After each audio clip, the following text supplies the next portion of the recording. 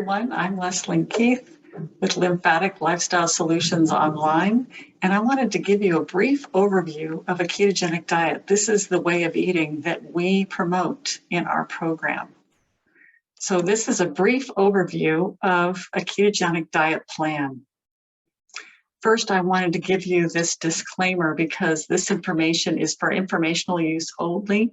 You should not be changing your way of eating radically without consulting with your physician first to make sure that this is appropriate for your individual circumstances. So keep that in mind as you look at this information. This is an overview so you understand this way of eating, but not this is not for you to implement without proper guidance. So this way of eating is just eating real food. You can see here, these are all foods on a ketogenic eating plan. And so this is all foods that you recognize. It's nothing unusual, nothing radical. You can be looking very, very normal while you're eating this way. So what is part of a well-formulated ketogenic diet? Well, it means carbohydrate restriction, keeping your carbohydrates low, and I'll be describing that further for you. And then having your proteins moderate.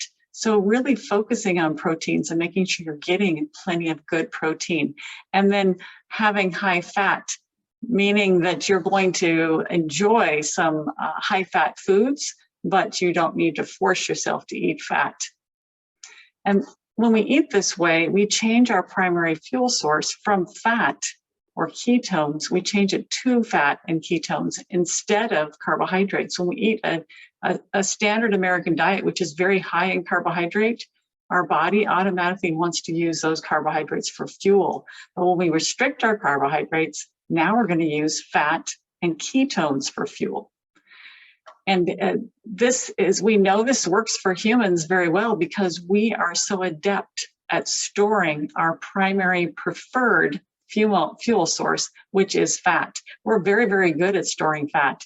We cannot store sugar. You can only store about 24 hours worth of glucose and then you're out. Whereas fat, you know that you can store that for decades on your body. And so this way of eating is a way to get meaningful weight loss without muscle loss. Because really, when we lose weight, we want to lose fat. We don't want to lose muscle.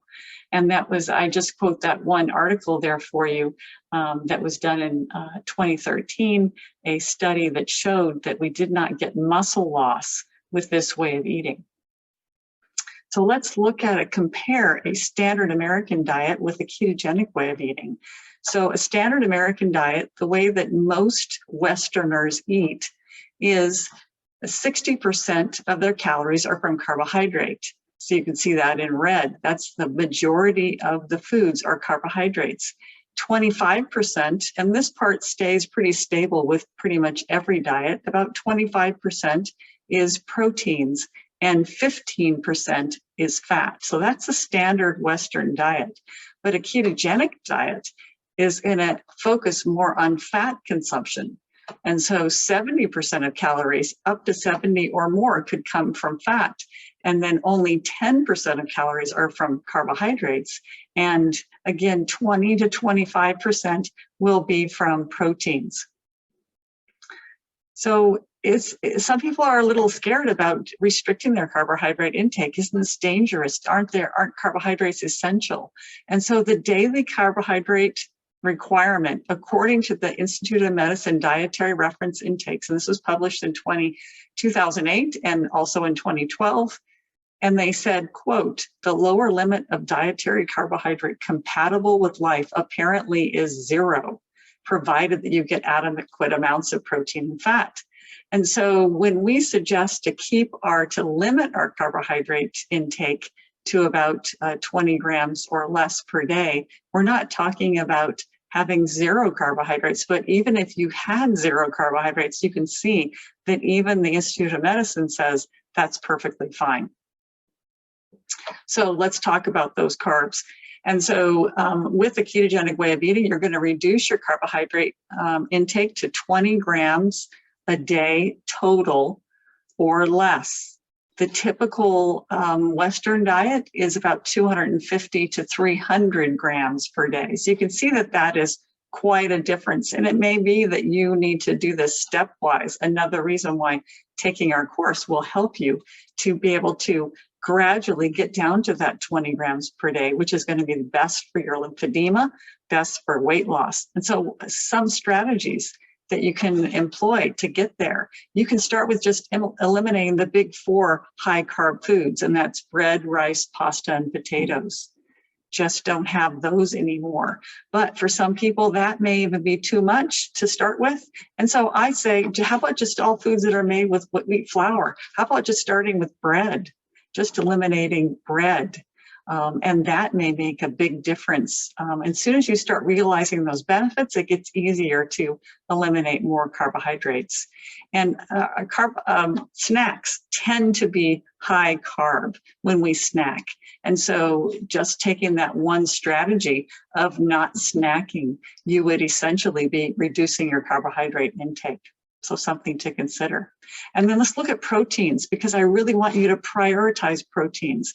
Protein intake is so important. We need it for healthy bones, strong muscles, for building enzymes and other vital cell nutrients and stuff like that, things that we need in our body. And so we really need to make sure that we get plenty of proteins. And so what I recommend to you is when you look at how much protein you want to eat per day, eat at least something that equals the size of your fist. Okay, and so that amount of protein is going to be a good start, and you certainly can eat more than that. And the animal source foods are going to be the highest quality proteins. So plant proteins are not as high of a quality of protein, although there are some proteins in plants. So consider, what are those animal source foods that you like? Meat, eggs, fish, chicken, dairy. So here's some strategies. When planning a meal, choose the protein food first. Start with, oh, I'm going to have chicken today, and then put your other side dishes around that, but choose that protein food first. And then choose only the protein foods you like. If you don't like fish, you don't have to eat fish. Take those protein foods that you like. We want you to enjoy what you're eating with this way of eating. And then we're going to fill in with healthy fats. And so you really just want to eat fats to satiation. There is no daily target. Traditionally in ketogenic diets, especially those for particular conditions like epilepsy, we had to have a particular target. We had to have a certain amount of fat each day in order to prevent seizures from happening or to prevent cancer growth, for instance. But for this way of eating, to manage your weight and to help manage your lymphedema, it's merely that you're just going to eat those fats to satiation. You don't have to try to overeat fats. And so those kind of healthy fats that you're going to be looking for are butter, lard, tallow, plant-based fats like coconut oil, olive oil, avocado oil, having full-fat dairy. All those are going to be healthy fats. Again, looking for those fats that you enjoy. Don't make yourself eat fats that you don't enjoy.